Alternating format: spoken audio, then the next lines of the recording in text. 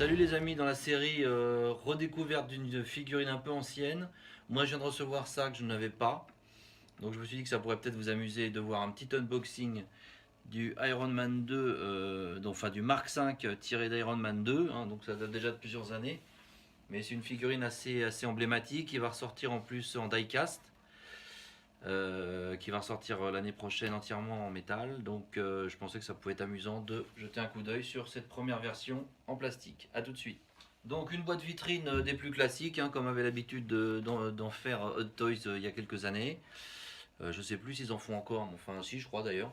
Enfin là c'est voilà, boîte plastique, boîte vitrine, avec au dos, comme d'habitude, les personnes qui ont contribué à la réalisation de cette figurine. J'ai oublié de vous montrer sur le slipcover qui avait au dos là un visuel assez sympa. Bon, je sais pas si vous voyez bien parce que c'est un peu métallisé, il y a des reflets, mais enfin on voit donc l'Iron Man de dos et de face.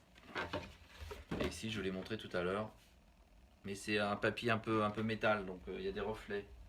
Voilà. Donc je vous l'ouvre tout de suite.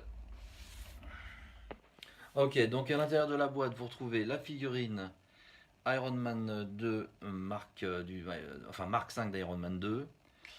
Vous retrouvez un socle classique. Je vous montre bien.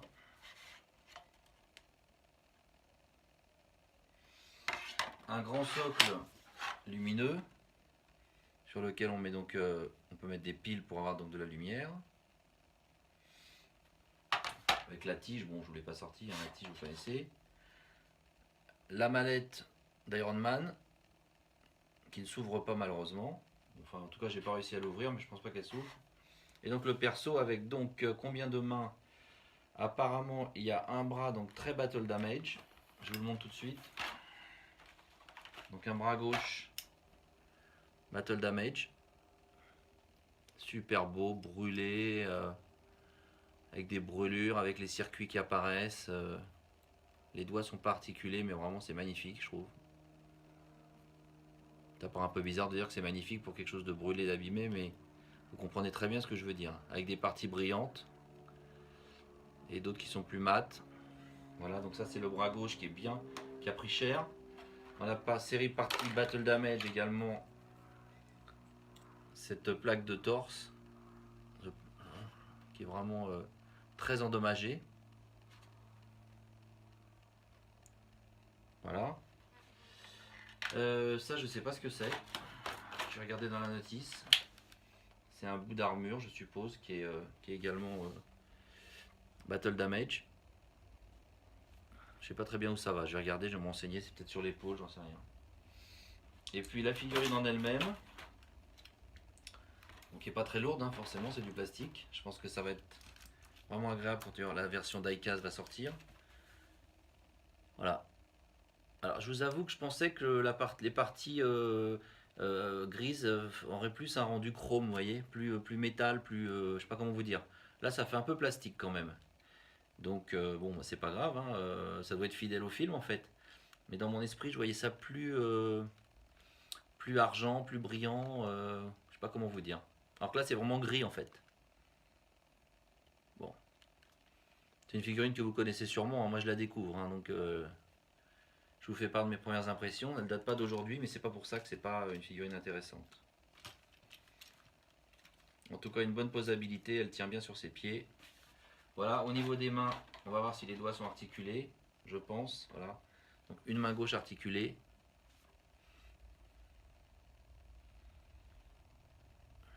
Enfin, pardon, une main droite, excusez-moi, une main droite articulée. La même à gauche. Pareil avec les doigts articulés. Je mets mon pull derrière, comme ça vous voyez peut-être mieux.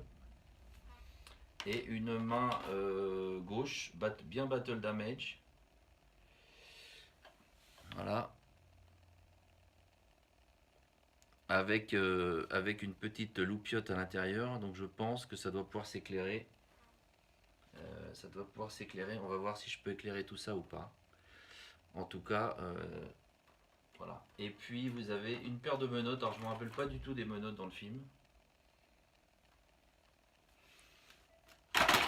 Et bim, je me rappelle pas du tout des menottes dans le film, mais il y a une paire de menottes en plastique mais avec une petite chaîne en métal. Voilà, bon, c'est mignon, je me rappelle plus du tout de ça dans le film. Il doit s'enchaîner peut-être avec sa copine, là je sais plus. Voilà, bah écoutez, alors là, oui, je vous ai montré la mallette qui est vraiment un accessoire vraiment réussi dans cet assortiment, enfin dans cette boîte du Mark V.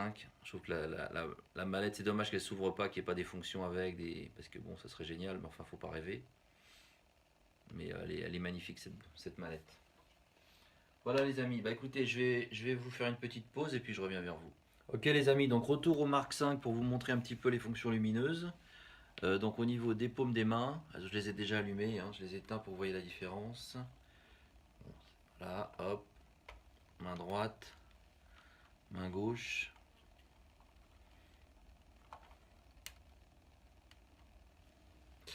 Le torse, on y va, ça éclaire pas mal, vous allez voir. Voilà. Et au niveau du visage, c'est déjà allumé. Là j'éteins, je rallume, j'éteins, je rallume, si ça veut bien marcher, voilà.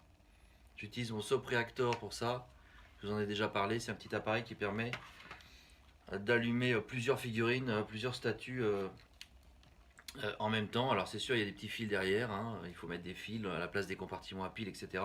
Mais je trouve que c'est quand même assez intéressant. Là j'ai voulu le tester sur cette figurine, bon bah ça marche pas mal. Hein. Hop, faut un peu insister. De toute façon, vous pouvez le mettre en position permanente, hein, bien sûr, comme ça.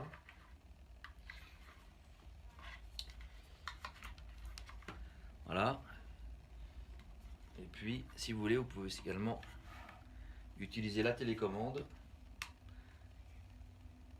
Voilà. Vous bougez la petite télécommande, ça fait un mouvement. Voilà, ça marche un peu quand ça veut, mais voilà, on y arrive. Faut juste trouver le bon geste. Voilà. Donc, bah, la lumière du torse est vraiment très puissante, hein, je trouve. Enfin, vous dire l'ampoule est plus grosse, hein, bien sûr, je pense. Bon, les mains c'est plus discret, les yeux aussi, mais c'est sympa. Je vais vous éteindre ça parce que vous devez en avoir plein la tronche. Voilà. Que vous dire d'autre? Bah écoutez, je crois qu'on a fait un peu le tour au niveau des articulations. Comme d'habitude, hein, articulation du torse, articulation, écartement des cuisses, des hanches, les jambes, également énormément de possibilités. Les bras.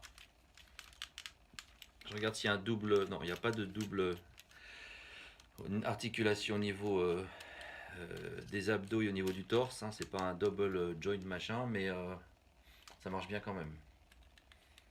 Dans le dos, je regarde. Non, je vois rien de spécial dans le dos. Alors, je sais que dans la version Diecast qui va sortir l'année prochaine, il y aura des petites parties de l'armure qui pourront s'ouvrir, qui pourront faire un peu comme des petites ailerettes et tout. Ça risque d'être assez chouette. Bon, enfin, ça reste celle-là une très belle figurine. Les pieds également sont articulés au niveau de la pointe des pieds, au niveau du talon, enfin au niveau de la cheville. Hein, toutes les petites plaques d'armure ici s'écartent pour permettre aux pieds de tourner. Donc c'est quand même très articulé, c'est quand même très chouette.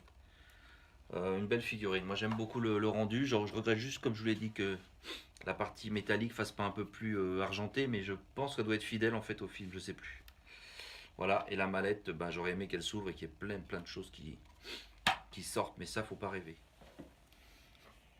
Avant de vous quitter, je vous ai mis le mode Battle Damage, enfin le plastron, le torse en Battle Damage, et puis cette petite plaque ici d'armure également. Voilà, hein, ça remplace celle-ci. Donc là, elle a bien morflé, et puis bah, la plaque, le plastron avec le light up au milieu, il est normalement comme ça. Là, il est bien abîmé. Le rendu est sympa avec du métal brûlé, noirci, etc.